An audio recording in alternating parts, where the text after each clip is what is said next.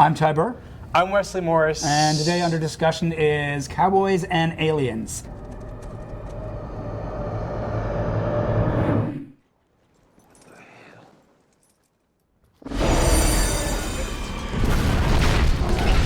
Jon Favreau is a fine director of what I think are comic sequences. He's got a good sense of timing. He knows what's funny, but I also think he feels somewhat limited by that talent in some ways, and he wants to try to make these action movies. And he's good at them up to a point, but at some point they also become just these generic spectacles.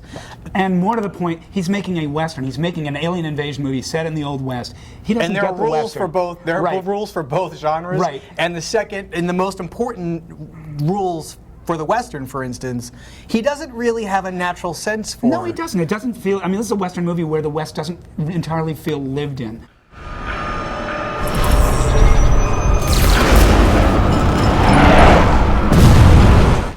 There's some great actors. Daniel Craig really has a major presence. He really felt like the second coming of Steve McQueen to me. Harrison Ford gets to play a semi-villainous role, which sort of befits his crankiness. Until, of course, he's, all right, sorry.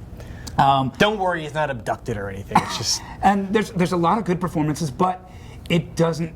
It feels like somebody who is making a Western because that's sort of the next thing on his plate, but he really doesn't get what makes a Western special. But I will say this. Yes? I watched this movie for an hour and X number of minutes, and something amazing happened, which is that Harrison Ford unleashed the smile. Yeah. Which is worth $10. It's worth $15. Takes a while. It takes a while, but you are reminded that he did not phone this performance in. No.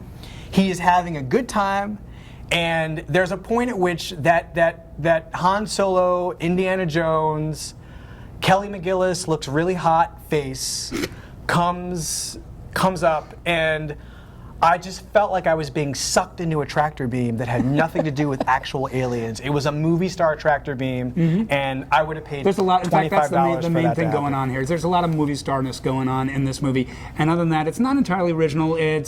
And like I said, it's missing some mythic westernness, but it's it's a good $10 at the movie, and it's not in 3D. And you know what? And it's not in 3D. You know what? Thank God for that. $30 to not have to watch this movie in 3D. That's Cowboys and Aliens. I'm Ty Burr. I'm Wesley Morris. Ciao.